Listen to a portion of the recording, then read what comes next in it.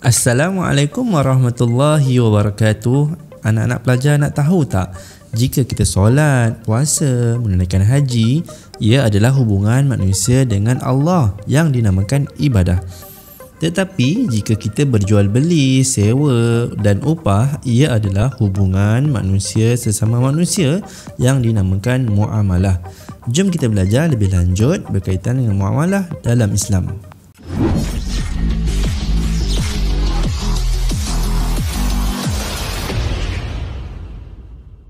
Welcome to Mualim Nurdin Channel. Baiklah, apa khabar anak-anak pelajar semua? Ustaz doakan semua berada di dalam keadaan sihat walafiat. Pada kali ini kita akan belajar bab yang keempat, muamalah dalam Islam bagi bahagian fiqh, bagi pendidikan syariah Islamiyah tingkatan 4. Baiklah, konsep muamalah dalam Islam. Islam ialah agama lengkap yang diturunkan oleh Allah Subhanahu Wa Taala untuk mengatur hubungan manusia dengan pencipta, iaitu ibadah, dan hubungan manusia sesama manusia, iaitu muamalah. Pengertian muamalah dari sudut istilah ialah tata cara atau peraturan dalam perhubungan antara sesama manusia untuk memenuhi keperluan masing-masing. Dalil keharusan muamalah dalam Islam, firman Allah Subhanahu wa taala, a'udzu billahi minasyaitonir rajim.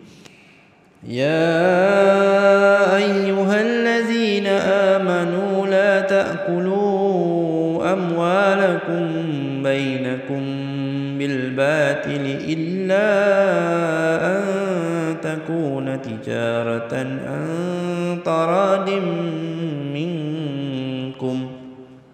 Artinya, wahai orang-orang yang beriman, janganlah kamu makan, iaitu gunakan harta-harta kamu sesama kamu dengan jalan yang salah, iaitu tipu, judi dan sebagainya, kecuali dengan jalan perniagaan yang dilakukan secara suka sama suka antara kamu.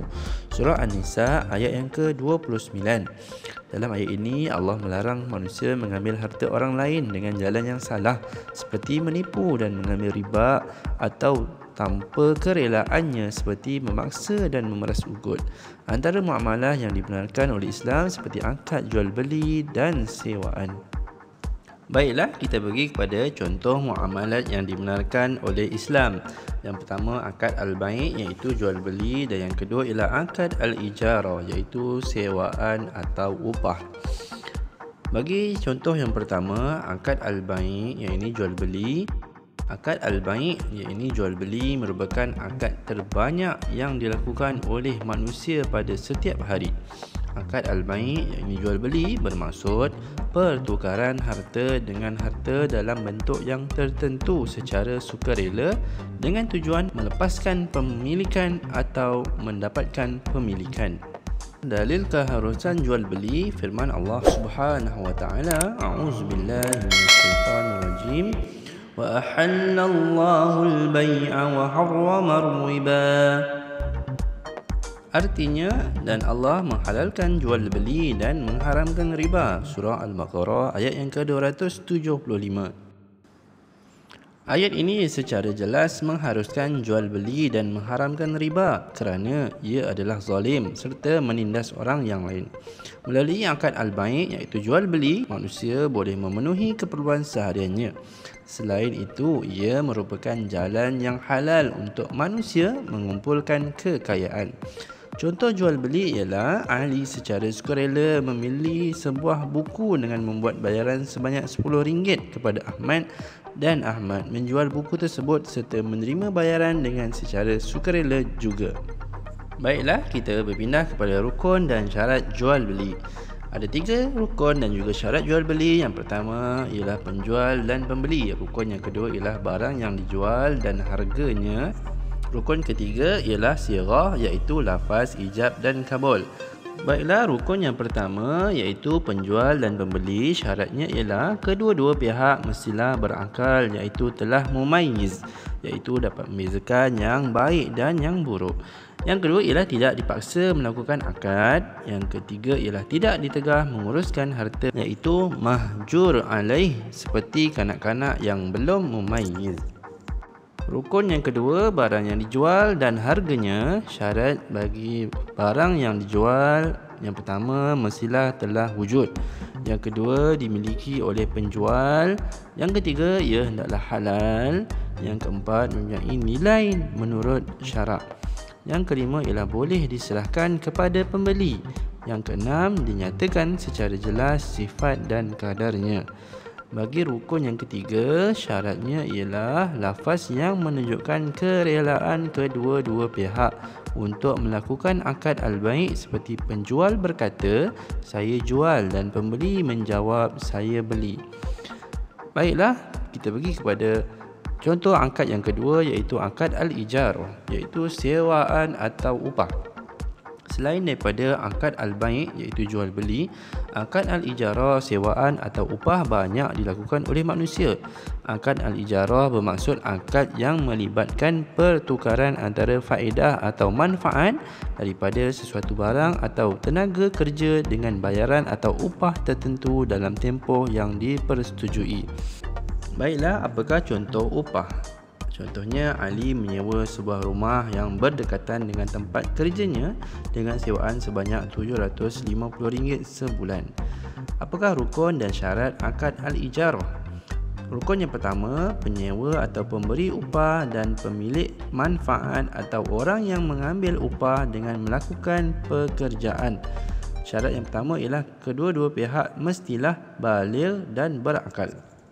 Rukun yang kedua ialah manfaat yang disewa atau pekerjaan yang dilakukan dan harga atau upahnya, iaitu syarat manfaat yang disewa atau pekerjaan yang dilakukan. Yang pertama, mestilah diketahui oleh kedua-dua belah pihak.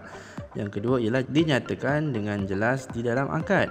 Yang ketiga, manfaat yang disewa mestilah halal. Yang keempat, pekerjaan yang diupah mestilah mampu dilakukan. Rukun yang ketiga ialah sirah, iaitu lafaz ijab dan kabul. Syaratnya ialah lafaz yang menunjukkan kerelaan kedua-dua pihak untuk melakukan akad al-ijarah, seperti tuan rumah berkata, saya sewakan rumah ini dengan kadar sewaan RM750 sebulan, dan penyewa menjawab, saya terima. Baiklah, kita berpindah kepada pembahagian akad menurut muamalat Islam. Pembahagian akad menurut muamalat Islam. Yang pertama, akad al-muawwadat. Yang kedua ialah akad at-tabarru'at. Apakah akad al-muawwadat? Akad yang dimaksudkan untuk mendapatkan ganjaran seperti keuntungan. Ia merangkumi jual beli, sewaan dan syarikat. Akad at-tabarru'at ialah akad yang tidak dimaksudkan untuk mendapat ganjaran, tetapi bertujuan untuk membantu dan melakukan kebajikan. Ia merangkumi sedekah, hibah, wakaf, wasiat dan hadiah. Baiklah, seterusnya prinsip dan etika muamalat Islam. Yang pertama, Islam tidak menghalang untuk umatnya mencari kekayaan kerana ia boleh mendekatkan diri kepada Allah Subhanahu Wa Taala, seperti berzakat, bersedekah, berwakaf dan lain-lain lagi. Yang kedua ialah semua kegiatan muamalat yang dijalankan oleh setiap Muslim mestilah berteraskan kepada keimanan kepada Allah dan peraturan syariat Islam bagi mengelakkan diri daripada dikuasai oleh hawa nafsu dan sentiasa tamak serta syaitan yang sentiasa menyuruh melakukan kezaliman. Baiklah, apakah muamalat yang dilarang? Islam menggalakkan umatnya supaya berdaya saing dalam perniagaan, tetapi Islam melarang beberapa muamalat yang boleh mendatangkan kemudaratan. Antara bentuk muamalat yang diharamkan ialah yang pertama, transaksi yang melibatkan perkara-perkara yang haram seperti arak, rokok, dadah dan bangkai. Yang kedua ialah transaksi yang melibatkan riba, seperti menjalankan perniagaan dengan membenarkan pelanggan berhutang untuk membeli barang tetapi mengenakan tambahan bayaran jika hutang tersebut lambat dibayar. Seterusnya ialah kepentingan muamalat dalam Islam. Yang pertama, memupuk perasaan belas kasihan dan kasih sayang dalam masyarakat dengan menghindari sebarang bentuk penindasan. Yang kedua ialah menyucikan semua kegiatan ekonomi daripada perbuatan yang dilarang oleh Allah Subhanahu Wa Taala seperti penipuan, rasuah dan riba. Seterusnya ialah langkah-langkah untuk menjadi usahawan Islam yang berjaya. Yang pertama, memulakan perniagaan dengan niat untuk mencari rezeki dengan mengikut lunas syarak supaya harta yang diperoleh mendapat keberkatan daripada Allah Subhanahu Wa Taala. Yang kedua ialah tidak mengabaikan tuntutan agama ketika menjalankan perniagaan dan melaksanakannya dengan sempurna, seperti tidak meninggalkan solat, puasa dan zakat. Baiklah anak-anak pelajar, sampai di sini saja pengajaran kita pada hari ini. Jika ada sebarang masalah dan juga soalan, boleh bertanya di ruangan komen. Semoga bermanfaat. Assalamualaikum warahmatullahi wabarakatuh.